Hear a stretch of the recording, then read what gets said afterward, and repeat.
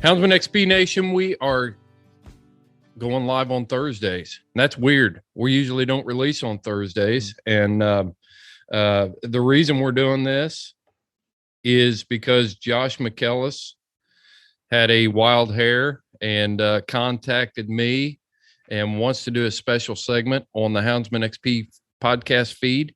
And Josh, let's lay this thing out for the audience and let them know what we are planning on doing with our Thursday edition of Houndsman XP.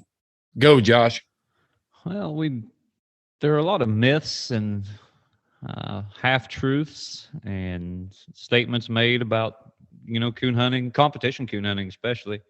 And we're just going to try to clear the air about some things. We're going to get some really good handlers on here, some guys with a lot of experience. We're going to talk to some breeders and some trainers, and we're going to talk about these dogs that most people only get to see in the magazine. And we're going to get to have firsthand accounts of what a lot of this stuff is really like. And like you've mentioned before, Chris, the coon hunting world and the big game world and all these tree dogs are affected by the competition coon hunting circuit. And we're just going to try to link that up,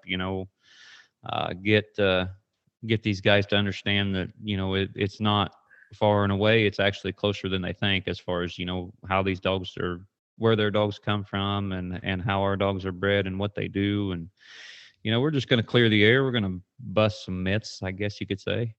Yeah. And we're going to call it the Truth About Coon Hunting. That's what every episode is going to be called. The Truth About Coon Hunting. And we'll feature everything. I mean, we're going to talk about, it's going to be great. We're going to talk to handlers. We're going to talk to what it's like to judge a cast, what it's like to guide a cast. I mean, we're going to deep dive into every facet of coon hunting and competition coon hunting. And Josh, you talked about you mentioned that competition coon hunting affects every facet of our houndsman lifestyle, and it has for a long time. And I think we've progressed so far into hounds that now we're starting to become tribalized and pigeonholed different. Mm-hmm. There's too many dividers in this thing. We divide between competition dogs and pleasure dogs. We divide between coon dogs and big game dogs. We even get tribalistic about breeds, which is easy to do, understandably. Yeah.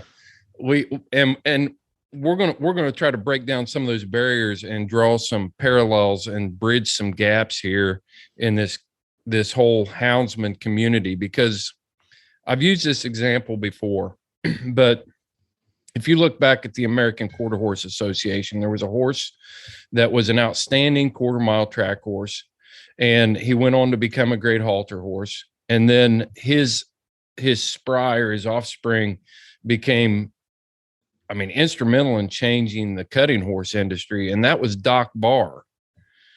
And I think I've used that analogy a lot to try to draw that parallel or bridge that gap between what competition dogs can offer to the hound world in general. Nobody ever thought that Doc Barr was going to impact the cutting horse industry like he did. And you can't, I would have a hard time believing. And like I said, and I've told you, Chris, and I've told people before, I don't have any experience with lions out west. I don't have any experience with a bear pack. I love watching videos and I love listening about those dogs, and I love listening about the old time lion hunters and things like that. Working dogs, especially hounds, have always fascinated me. But I find it hard to believe that I couldn't take $1,000 bill as a puppy or a Wipeout 3D as a puppy and put them in a lion pack and they wouldn't succeed.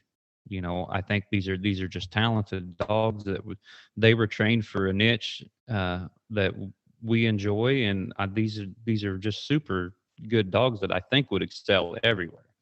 And so, we're just going to bridge that gap a little bit. Like you said, competition coon hunting has changed so much in the last 10 years that I think some people are getting a little bit of a negative vibe about it. But, well, for instance, I was actually on ProHound the other day looking at top handlers for the year, and you compare 2011, the top handler, I believe, was Coy Sullivan. with $1,000 bill. I imagine he was hunting him then, and he won $34,000 that year. In 2021, just 10 years later, Dustin Weed is the top handler at this point, and he is, I'm thinking, $158,000 for the year. In 2021. In 2021. And it's only August. It's only August. We haven't had the Super Stakes yet. We haven't had the World Hunt yet. There's still some Pro Classics left. Mm-hmm. So you're talking about a guy who could possibly win $200,000 for the year just in earnings. So yes, we understand that the sport has changed a ton, but it's not all for the bad. There's still all kinds of opportunities. There's still all kinds of ways for people to enjoy themselves in the competition coon hunting circuit. And so we just want to get that out there, talk to these guys and talk to the guys that have really done it, and get some guys with a lot of experience, even more than what I have, and bring them in here and set them down. I think it's going to be a great time. Josh, give us a resume. I mean, you've been in hunting PKC I've been a PKC other non-section. member. Yeah, I've been a PKC member since 2001, but I didn't hunt a lot of PKC. I was traveling for work pretty hard until probably 8 or 10 years ago when I started hunting, and I've got right around $22,000 worth in PKC earnings. I've won another 40,000 or so in non-sanctioned hunts. So, I've been out there for a while, and I've seen. You've judged major events. I've judged world hunts, pro classics, super stakes, you name it. I've judged a lot. So you've got firsthand experience with the top hounds, the current, recent past to what's hot right now. You've got firsthand experience with that. You're not calling on, ancient memory or something like that, or what you hear around the clubhouse. When we first came up and started hunting in these hunts, you had dogs like Harry and Naylor and some of the older stud, which it's hard for me to say they're older stud dogs now. That kind of dates me. I hear guys talking about Lipper. I think Lipper's an old stud dog, but it's the dogs have changed. Everything's changed. Everything evolves, and we're just kind of going to go through that process and explain to people how and why, and talk about these dogs that these are just, people don't understand how good these animals are at what they do. These are some of the most talented animals on the planet. I'm gonna back up a step a little bit here and talk about something that you brought up. You said you've never been on, seen dogs in a bear pack or a lion race. Yep. And but then you talk about Lipper, and what I want to see us do with this segment of the podcast is bridge that gap between the big game houndsman and the coon hunters. Yeah. There's so much we could do with this because you mentioned Lipper. Lipper was never a bear dog or a lion dog. No, but he was a world champion, UKC world champion coonhound. And then he went on to sire pups that were desirable for people who ran big game. I'll have to check Lipper's numbers. What do you have, like 5,000 pups? It was crazy. Yeah. One of the most impactful stud dogs of all time. They're still having them. Yeah, they are. But you look at they Lipper. Just had a Lipper litter a couple years ago. Yeah. You look at Lipper. You look at the Nance bred dogs. Yep. Which Lester Nance has been gone. Man, a decade or so. Yeah. And before that, it was but the Nance base. Those were coon dogs from Indiana. Yeah. And then you take the Lee brothers from Arizona, and they got dogs from Elbert Vaughn, who was a coon hunter, Burton Oney, who was the famous English breeder that was a coon hunter. Yep. And when Burton Oney ran his ads in the magazines, they were always talking about ACHA world champions, Vanzant Sam, Turkey Ridge Racket, and their accomplishment in the coonhound competition world. And that's what sold puppies for them. And Western hunters, legends. When you get the Lee brothers buying dogs from you, then that hound has something to offer you and what you need from a hound. And I can't, go ahead, Chris. Real quick. Think about this. You take a coonhound from the Midwest, cornfield country, take it to Arizona. You take a Burton only bred hound that's bred to tree coons in the Midwest, and you take it to one of the most unhospitable, toughest places, dry ground, lion hunting, and the Lee brothers wanted that. There's something there. Oh yeah, you think of Ed Vance. I finished his book last year, Trained by Hound Dog, and he got his top dogs from in Arkansas, from a competition coon hunter. He was the same way. So, and what these competition coon hunts, especially the ones that are paying so much money that these guys are wanting to go to right now, they're causing people to breed a very, very talented dog, and they're being more particular about how they breed these dogs and what they do with these dogs. And I think it's going to help everybody down the road. I really do. Yeah. Why do you think there's been this, divergence from, and I like what we decided to call this. We're going to call it the truth. Mm-hmm. And because that's what we're going to talk about. We're going to talk about the truth. And I really liked your take on that. Yeah, there's so many there's so many platforms now, and everybody has a platform, which is great in a way. It really is. I can be in contact with another houndsman half its country away, or in another country even, with the blink of an eye, which is just fantastic. But with what comes with that is everybody having a voice that you can hear. Is you hear some of the voices that make zero sense. And those people that are saying that stuff have no experience, in this world that we're in right here. Just like I have no experience with a bear pack or a lion hound, so I can't get on there and say, oh, my dog could do this or my dog could do that, because I don't know. I honestly don't know.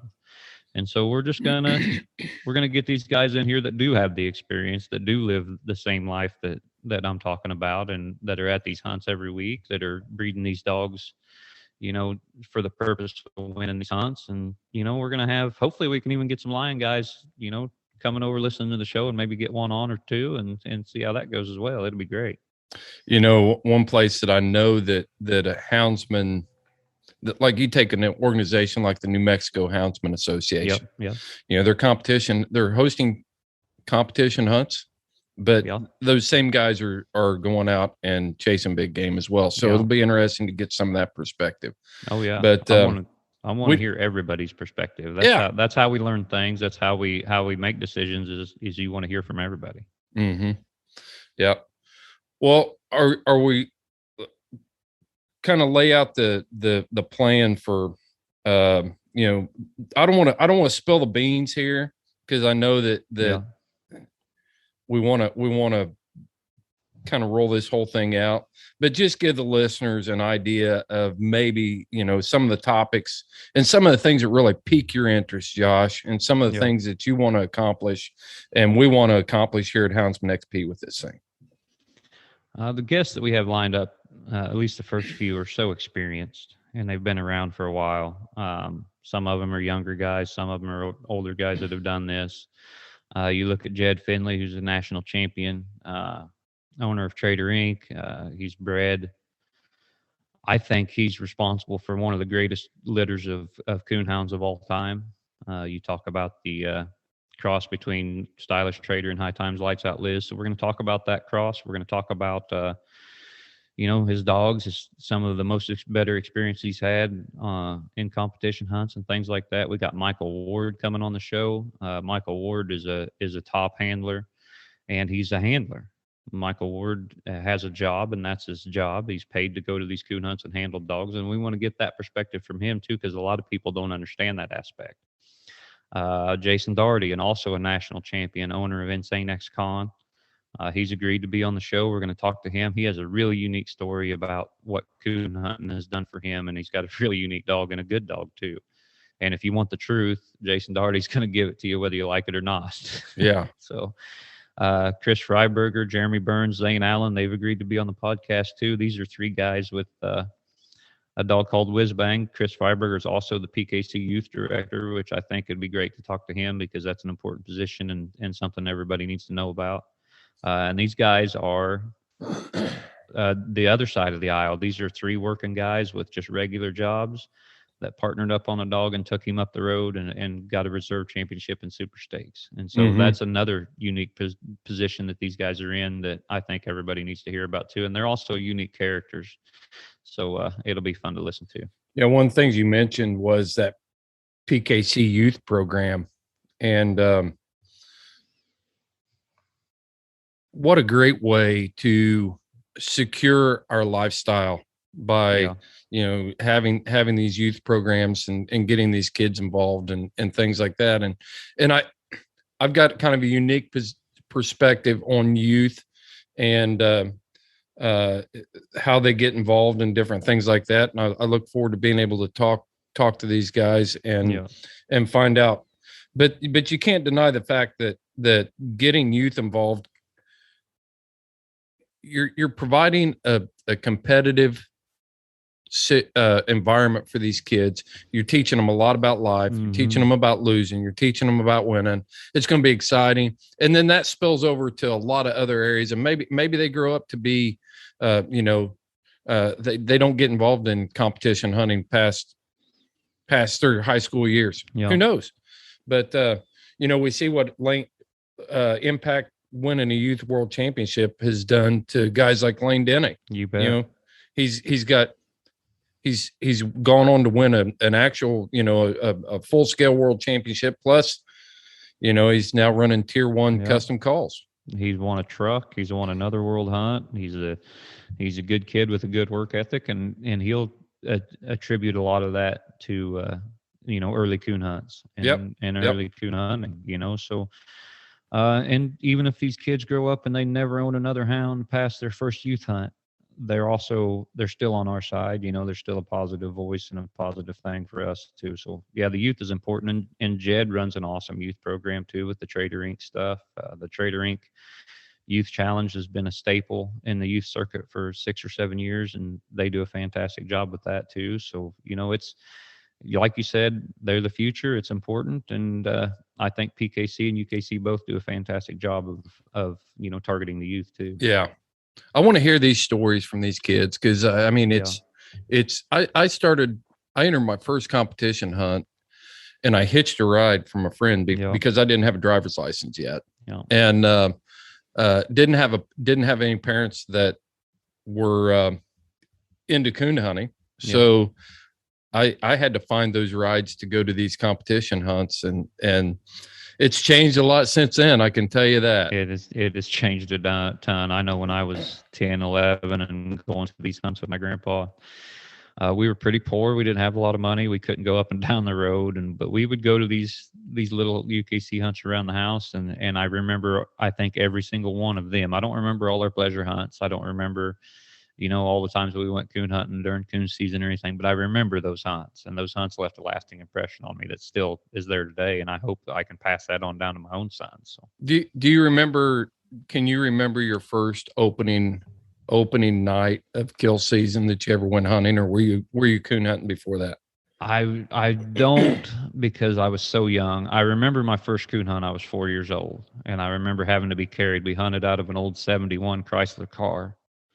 And no dogs in the trunk, dogs in the trunk, and dogs in the back. And we always turned 3 or 4 dogs loose at a time. They were all litter mates, or they were all, stuff that my grandpa had bred and had behind the house. And, we started out, and that's what most people don't understand. These guys that just go to listen to their dog tree, and they love, shooting coons out, and they love, the sport of coon hunting, is we all started out the same way. Mm-hmm. All these guys, these Jed Finleys and Michael Wards and Jason Daughertys and these guys, Dustin Weed, we all started out like that. And so it's important to know that our roots are the same as just a regular hide hunter's roots. We went, I had a 2-cell flashlight. My grandpa had to carry me half the time, and, just the same story that a lot of guys have. And, I still ask myself now when I'm driving a side-by-side to a tree with my tracking system and my GPS, I said, I can't believe that I actually still wanted to do this after those first few nights, but yeah, it's something that gets in your blood, and you can't get away from it, and you love it, and it just is what it is. But yeah, all these guys started the same way. You made a very interesting comment there. You made the comment, hide hunter. Yep. When we started hunting, I'm 52, and when I started hunting, there was still a reason to have a coon hound around. I mean, coons were still bringing $30 a piece, and I only bring that up to say this: without competition coon hunting, there is no more money left in being a hide hunter. You can't even hardly give them away anymore. Nope. And so that's a tragedy in and of itself, but it's something to celebrate that there were houndsmen out there who have carried the tradition forward to the point that it is now, where you can go to a $6,500 legacy hunt and win how much with a hound. Yeah, you go to a typical $6,500 pro classic, you're looking at pro classic. I'm sorry. Yeah, 3-night hunt, you can win around $18,000 per night if you hunt it off and win. Yeah. I mean, that's something to be celebrated, and we need to make sure that we're talking about those things, because without that, man, it would be tough. There just aren't enough. There just aren't enough houndsmen, and there's not enough draw. So we're going to celebrate those types of things too. Yeah, and I think that's what keeps new houndsmen going, is the competition side of it. You know, nobody. And don't get me wrong, there's still going to be people that I take a young kid out that has never hunted before, and I turn him loose with one of my dogs, and it strikes and it trees a coon, and they just are immediately in love. I mean, those people still exist, and we want to take them hunting too.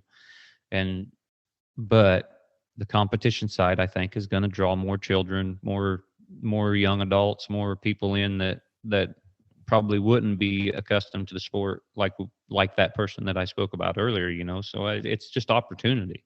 Well, we're also going to opportunity to bring new guys in, and I think competition coon hunting does that. So we're going to bring on guys though that will make a case on the other side too. I think if we're going to talk about the truth, then we're going to talk to some of the people that fell in love with coon hunting that have never entered a competition hunt. That's so valuable.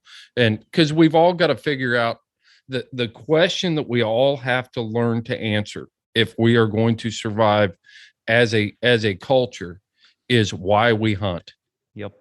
And we've got to be able to answer that question. And if it's competition coon hunting, then that's a good reason. And if it's just, we're going to talk to all kinds of people. I'm excited. One question I want to ask all these top handlers, and it's a question that I do ask them every now and then, is would you even coon hunt if competition coon hunting wasn't a thing? And I think that's an interesting point of view. And I think some of these guys wouldn't. And a lot of people look down on that, but also we're getting people in here into the sport that are active in the sport that wouldn't be there otherwise too. So you got to look at it both ways. Yep, for sure. What else we need to cover setting this whole thing up, Josh? It's gonna air on Thursdays. Yep. It's gonna be I think we discussed 30, 45 minutes long, you know, and we're gonna get a little bit of everything in there. There's, like I said earlier, there's just a lot of things about coon hunting that people don't understand, especially on the competition side. So we're just going to get it all cleared up. Yeah. Time for being tribalistic is in 2021. We got to start bridging these gaps and stop getting on social media and using our platforms to disparage other houndsmen and other hound hunting groups. Man, I've said it before on this podcast. If you want to chase field mice with your hound, then we want to make sure that you have the freedoms to do that. You bet. And if you want to chase bears or mountain lions or leopards in South Africa, man, that's what this podcast is all about, is preserving that freedom to be able to do so. Yeah. And like I said before, when Seth starts talking about coursing dogs and Lauren starts talking about her bear hunts and stuff, I've never been, but that is, any working dog has always interested me extremely. I love them. I think they're a fantastic tool for a lot of situations. So we want to make sure and get a wide variety of opinions and facts out there. And then we can always, the important thing with any subject is to get all the opinions, all the facts, and then make your decision. So that's what we want to do here. Yep. We're going to provide information so you can make an informed decision, not, not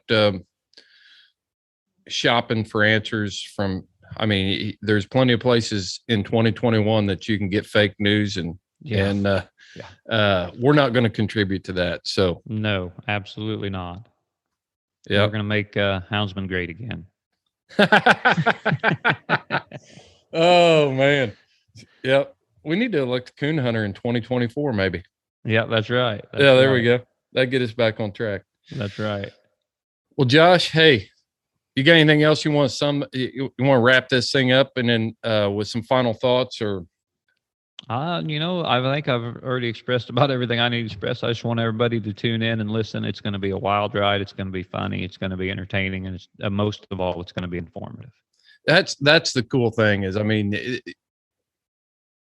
probably the part about competition hunting that I've always enjoyed the most, or one of the things that keeps me coming back is that camaraderie. Yep. You come in from a competition cast at 3:00 in the morning and the club's got breakfast on. I think about plot days and or any hunt that you go to in Flora, Illinois. And you come in from your cast at 2:30, 3:00 in the morning, they've got a big breakfast spread and guys are sitting around in the clubhouse and they're talking. There's some great stories going on in there. There's a lot of laughs and we're going to expose that and talk about the importance of still having that kind of organization within hounds and the unity that it brings together. And so it's going to be, I think this is going to be a fun segment for Houndsman XP. I do too. I think everybody's going to enjoy it. Yeah. Yeah. Me too. Well, Josh, I'm going to wrap this thing up and just kind of leave it hanging out there because we're going to release this every Thursday on this same RSS feed. You're not going to have to subscribe to a new podcast. It's going to automatically pop up. So if you want to make sure that you don't miss an episode of this segment or any segment of Houndsman XP, you need to go to wherever you get your podcast, either Spotify or Podbean. Our biggest one is Apple Podcast. Just treat it like a Google search engine, search Houndsman XP, and then click the subscribe button and make sure that you leave us a review. Okay. Go in there. If you like what we're doing, leave us a review. And that helps us in ways that are, I mean, it's a bunch of tech stuff, but leave us a review, subscribe and leave us a review. It's huge. Okay. And we're going to get you a fly swatter, Josh. I need one. My gosh. You're sitting there swatting that fly around you and stuff. Yeah. apparently I need to take a shower. Yeah. Oh, but Josh, I appreciate it, man. Are you still going to produce the Big Show YouTube channel? We are. We're going to start back in the fall like we usually do. The new season of the show to be named later should start airing again, usually around mid to late November. Around Thanksgiving time, we get some time to get some dogs up here and get them hunted up and get them filmed. So, yeah. Yeah. So you can check out Josh's Big Show Productions, show to be named later, on YouTube at Big Show Hunting Productions, right? You bet. Big Show Hunting Productions. You can kind of get an idea of what Josh is up to and his experience. We're excited, Josh. I really appreciate your willingness to come on board and look forward to working with you on these. And we appreciate everything you guys do for hound hunting too. I mean, it's been great listening to the podcast and listening to the people from all over the world. So, I mean, we don't get that all the time, and I think it's a great tool. Well, you're part of it now, buddy. I appreciate it. Sink or swim, you're in it. You can't get away from it now. That's right. You're going to be for it. Yeah, you're going to be part of the blame. Yeah, that's okay too. I'm used to that. Well, Josh, until next time, every Thursday, you follow your hounds, I'll follow mine.